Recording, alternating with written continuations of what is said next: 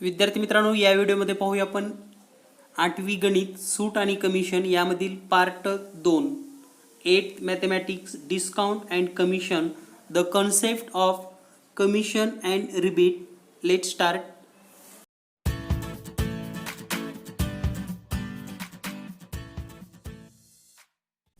विद्यार्थी मित्रांनो, या व्हिडिओमध्ये पाहूया आपण commission and rebate the concept of commission and rebate. तर कमिशन म्हणजे काय ही संकल्पना आपण सुरुवातीला समजून घेऊयात.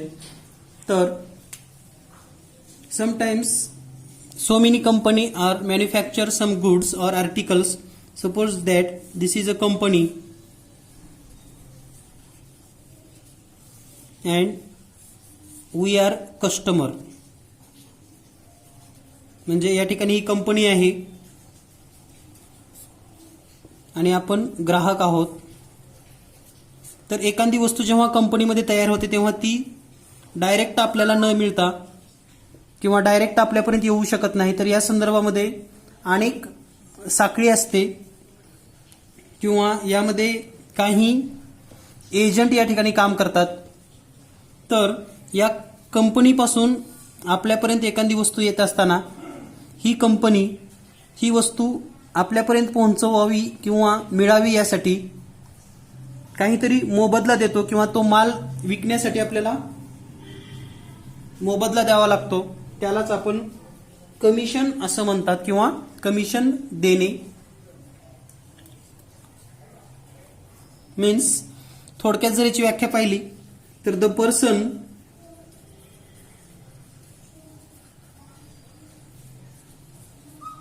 Gates some remuneration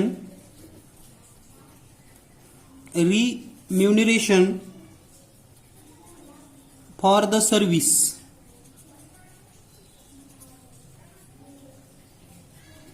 That remuneration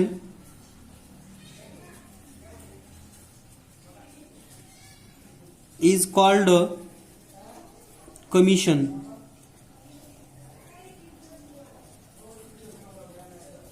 म्हणजे सेवा देण्यासाठी किंवा सेवा प्रोव्हाइड करण्यासाठी किंवा एखादी वस्तू आपल्यापर्यंत विकण्यासाठी किंवा सोयीचं होण्यासाठी जी व्यक्ती काही मोबदला घेते यालाच आपण कमिशन असं म्हणतो. आणि मराठीमध्ये जर आपण पाहिलं तर थोडक्यात एखादा व्यवहार सुरळीत होण्यासाठी दिला जाणारा मोबदला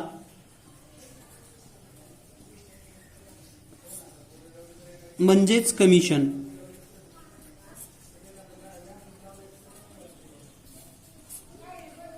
जर सोप्या भाषेमध्ये सांगायचं असेल, समजा तुम्हाला एखादा प्लॉट घ्यायचा असेल, घर घ्यायचं असेल किंवा घर विकायचं असेल तर काही एजंट या प्रकारचं काम करतात आणि त्यांनी आपल्याला मदत केली म्हणून त्यांना काहीतरी कमिशन देऊ करतो. यालाच आपण कमिशन असं म्हणतो.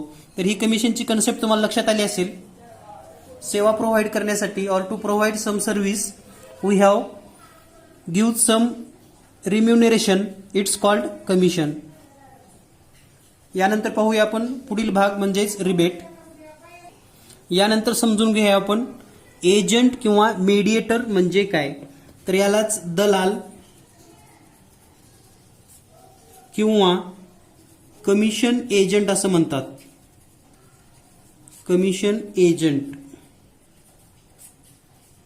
तर एखादी वस्तू विक्रीसाठी आणि खरेदीसाठी जी व्यक्ती मदत करते means provide to help to buyer and seller, म्हणजेच a person to help seller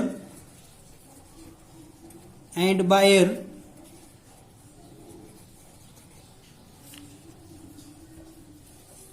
and togetherly some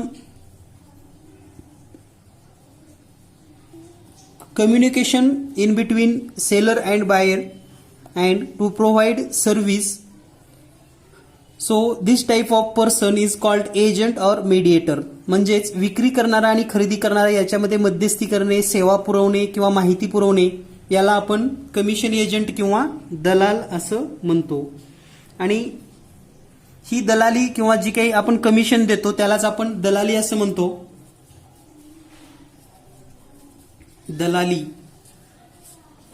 म्हणजेच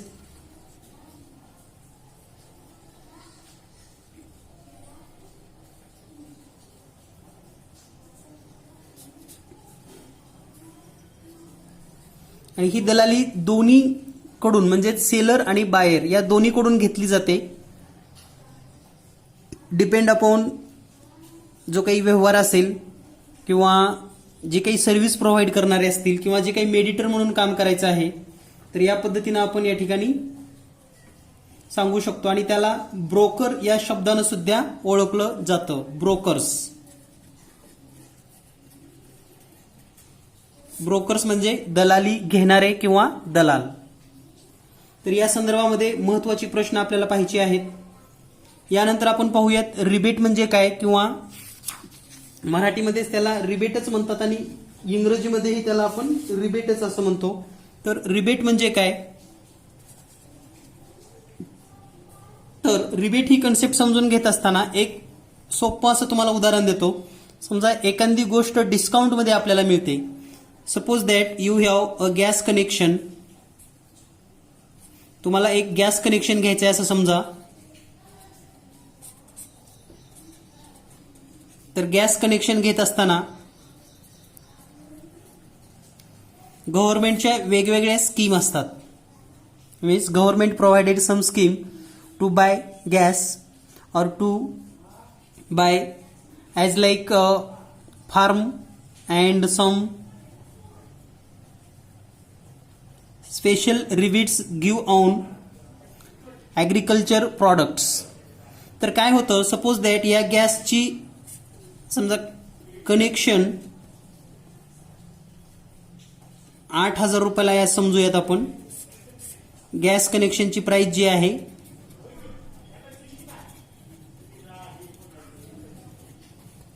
पण यामध्ये काय असतं, तर गव्हर्नमेंट काहीतरी आपल्याला सबसिडी देतं. आणि सबसिडी म्हणजे काय, तर समजा 8,000चं कनेक्शन डायरेक्ट कस्टमरला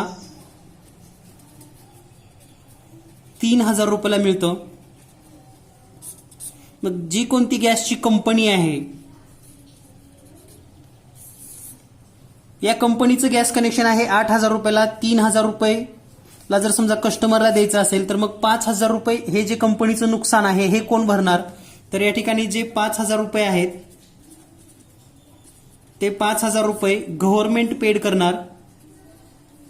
किंवा एखादी सोशल सर्व्हिस प्रोव्हाइड करणारी जी काही कंपनी असते किंवा ऑर्गनायझेशन ते प्रोव्हाइड करतं. तर यालाच रिबेट असं म्हणतात. म्हणजे या ठिकाणी जी रिबेटची अमाऊंट आहे, रिबेट ती आहे 5,000 रुपये. म्हणजे आपल्याला जर गॅसचं कनेक्शन घ्यायचं असेल तर आपल्याला रिबेट किती मिळालं, 5,000 रुपये. मूळ किंमत होती 8,000 रुपये, रिबेट 5,000 रुपये म्हणजे 5,000 रुपये सूट मिळाली. परंतु ही सूट गव्हर्नमेंटला भरावी लागते किंवा एखाद्या ऑर्गनायझेशनला भरावी लागते किंवा एखादी सामाजिक संस्था असेल तर ती भरते. तर त्यालाच रिबेट हा शब्द वापरला जातो. म्हणजे सूट डायरेक्ट कस्टमरला मिळते परंतु ती कोणीतरी पेड केलेली असते. Some as government or central government, state government or whatever may be any organization can paid this amount. म्हणजेच ही रक्कम मग केंद्र शासन भरत असेल किंवा राज्य शासन भरत असेल किंवा एखादी सामाजिक संस्था भरत असेल, परंतु कस्टमरला किंमत कमी मध्ये एखादी वस्तू मिळून जाते. तर ही जी अमाऊंट असते याला आपण रिबेट असं म्हणतो.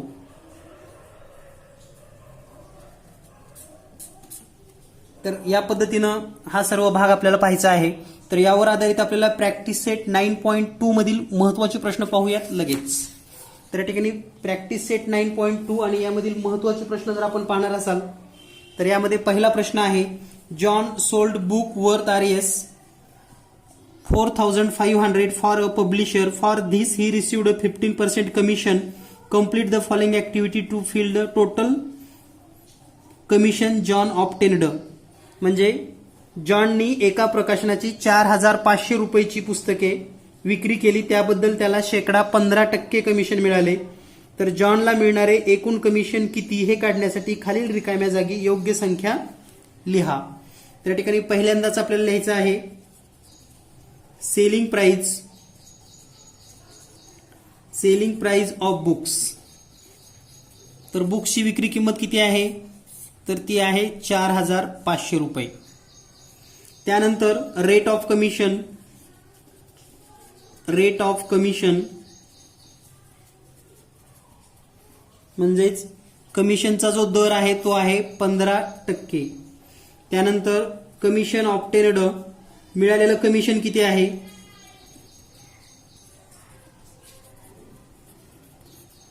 इज इक्वल टू 15%, म्हणजेच या ठिकाणी 15/100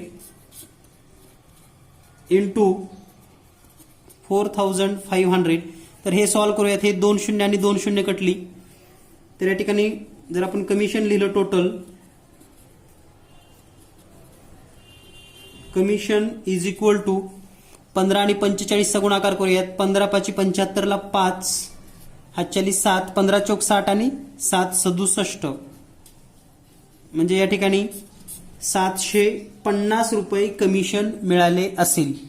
म्हणजेच जॉनला 750 रुपये कमिशन मिळेल. या पद्धतीनं ही ऍक्टिव्हिटी आपण पूर्ण केलेली आहे. यानंतर पाहूया आपण दुसरा प्रश्न, क्वेश्चन नंबर 2. प्रश्न क्रमांक 2 आहे, Rafiq sold flowers worth 15,000 by giving 4% commission to the agent. Find the commission he paid. Find the amount received by Rafiq. म्हणजे रफिकने शेकडा 4 रुपये दलाली देऊन दलालामार्फत 15,000 रुपयाची फुले विकली. तर दलाली काढा आणि रफिकला मिळणारी रक्कम काढा. तर या ठिकाणी वर्थ, टोटल वर्थ जर आपण काढली, worth of flowers is equal to 15,000. Commission, rate of commission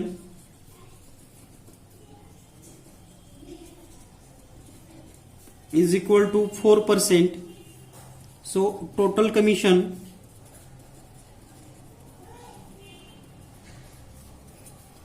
(4/100) into 15,000, 20 cancel, and 15 into 4 60 and 10 600 rupees. म्हणजे टोटल कमिशन आहे 600 रुपये. तर या ठिकाणी amount received,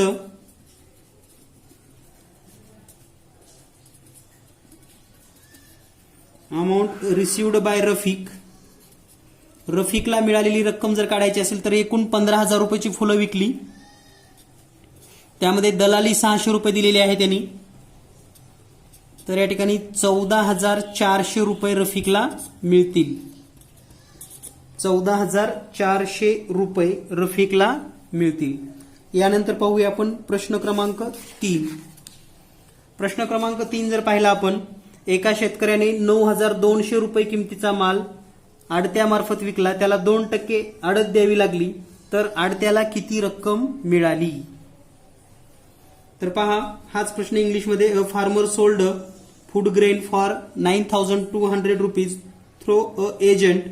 The rate of commission was 2%. How much amount did he the get commission? म्हणजे या ठिकाणी पहा, एकूण जी काही रक्कम आहे शेतकऱ्याची, मालाची एकूण रक्कम, तर मालाची एकूण रक्कम आहे 9,200 रुपये. आणि जो दर आहे,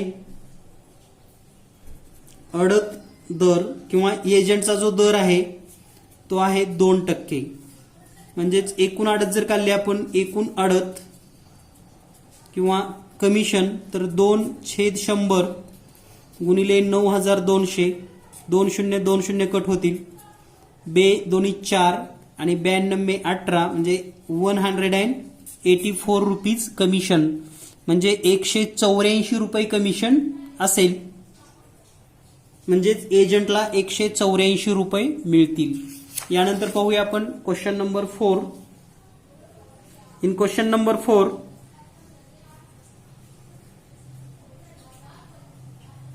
खादी भांडारातून उमाताईने खालील वस्तू खरेदी केल्या. 3 साड्या प्रत्येकी 560 रुपये, मधाच्या 6 बाटल्या प्रत्येकी 90 रुपये. या खरेदीवर 12% प्रमाणे रिबीट मिळाले. तर उमाताईला या वस्तू केवढ्याला मिळाल्या. तर या ठिकाणी 12% त्यांना सूट मिळालेली आहे. तर दिलेल्या माहितीनुसार जर आपण प्रश्न पाहिला तर हाच प्रश्न आपण इंग्रजीमध्ये वाचूयात. Umatai purchased following item from Khadi Bhandar. And first 3 sari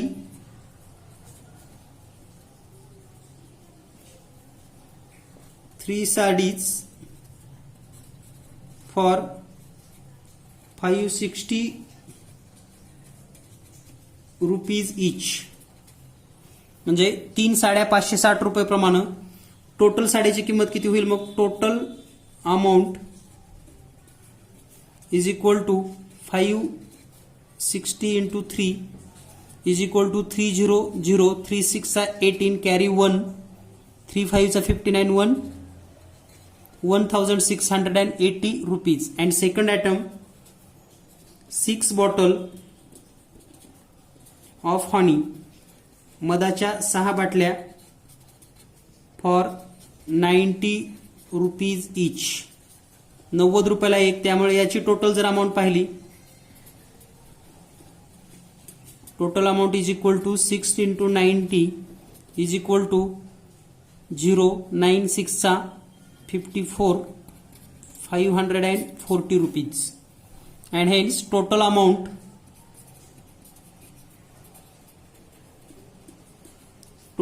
is equal to 1680 and 540 is equal to 00, 5, 4 and 8, 12, carry 1, 6 and 5, 11 and 1, 12, carry 1, 2, 2220 rupees. And rebate is given 12%. म्हणजे या ठिकाणी रिबीट किती मिळालेला आहे? 12%. तर या ठिकाणी टोटल रिबीट जर पाहिलं, rebate rate is equal to 12%. Total rebate is equal to 12 upon 100 into 2220 rupees. 2220 rupees. So while calculation 0 cancel, and here 12 into 222 into 12 is equal to 2664 upon 100, and upon 100 means is equal to 266 rupees and 40 paise. So how many amount Umatai paid? तर उमाताईने एकूण किती रक्कम दिली तर इतकी सूट मिळालेली आहे. So you can write here Umatai pay is equal to total amount 2220 minus 266.40. तर तुम्हाला या ठिकाणी ही वजाबाकी करावी लागेल. 2220 वजा 266.40. तर या ठिकाणी हे पॉईंट देऊन इथं 2 शून्य लिहा, वजाबाकी करूयात आपण. हे शून्यामधून शून्य गेलं 0, 10 मधून 4 गेले 6, पॉईंट हातचा 1 7, 10 मधून 7 गेले 3, हातचा 1 7, 12 मधून 7 गेले 5, हातचा 1, 12 मधून 3 गेले 9, हातचा 1 आणि 1, means subtraction 1953.60 rupees amount must be paid by Umatai. म्हणजे उमाताईनी 1953 रुपये 60 पैसे इतके अमाऊंट द्यावी लागेल. यानंतर पाहूया आपण नेक्स्ट क्वेश्चन. यानंतर आपण पाहूया शेवटचा आणि लास्ट क्वेश्चन जो दिलेला आहे. तर या ठिकाणी प्रश्न दिलाय, use the following information and fill in the boxes with suitable number. Shrimati Deepanjali purchased a house for 7,50,000 for Srimati Leelaben through an agent. Agent has charged a 2% brokerage for both of them. म्हणजे या ठिकाणी पहा, एका दलालामार्फत श्रीमती दीपांजलीने 7,50,000 रुपयाला श्रीमती लीलाबेन यांच्याकडून घर खरेदी केलं. दलालामार्फत दोघीकडून प्रत्येकी 2% दलाली घेतली. तर आपल्याला पूर्ण ऍक्टिव्हिटी करायची आहे या ठिकाणी. तर या ठिकाणी स्टेप बाय स्टेप आपण सोडवूयात. पहिल्या ह्याच्यानुसार असं दिलेलं आहे, श्रीमती दीपांजली यांनी घर खरेदीसाठी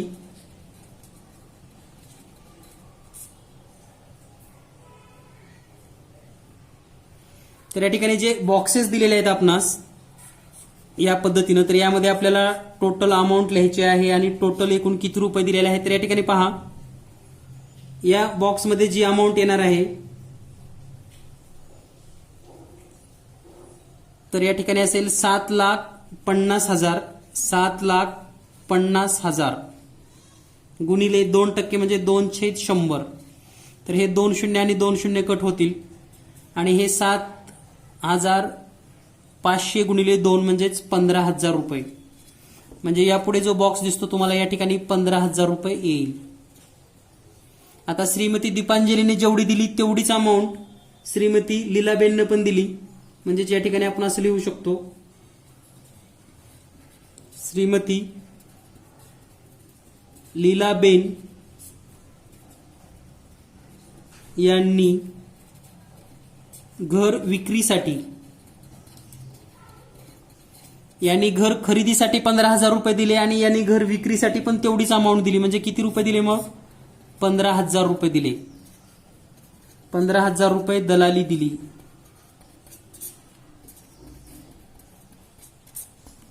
यानंतर point number 3, total brokerage received by the agent. म्हणजेच दलालास या व्यवहारात एकूण किती रुपये मिळाले? दलालास या व्यवहारात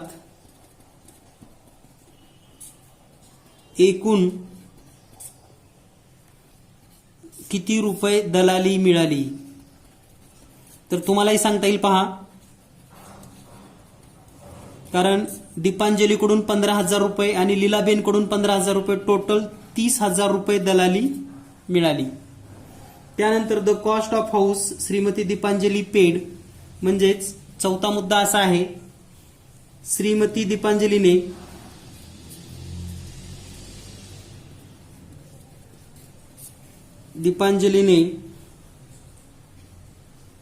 किंवा दीपांजलीनी घरासाठी, तर हे 15,000 रुपये आणि घराची किंमत आहे 7,50,000 रुपये. म्हणजे टोटल दिले 7,65,000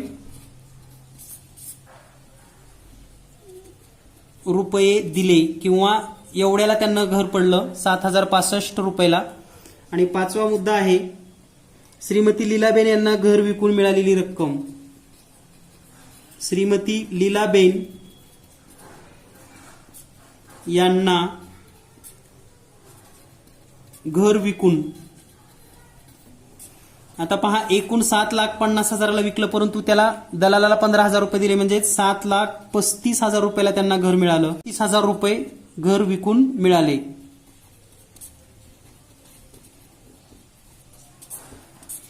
तर अगदी सिंपल पद्धतीने तुम्हाला लक्षात येईल. आणखी एकदा मी सर्व रिपीट करतो. Shrimati Deepaliji paid total 7,50,000 into 2% means 2/100. Total amount 15,000. So total commission paid by Dipanjali 15,000. Same commission paid by Leelaben. So Srimati Leelaben paid 15,000 for purchasing and for selling. Total commission to agent 30,000 and the cost of house Srimati Dipanjali paid 7,65,000 and the selling price of house for Srimati Leelaben 7,35,000. तर या पद्धतीने हे सर्व प्रश्न तुम्ही सोडवू शकतात आणि सहज आणि सोप्या पद्धतीने तुम्हाला हे प्रश्न सोडवता येतील. भेटूया लवकरच आपण पुढील व्हिडिओमध्ये. धन्यवाद. Thank you very much.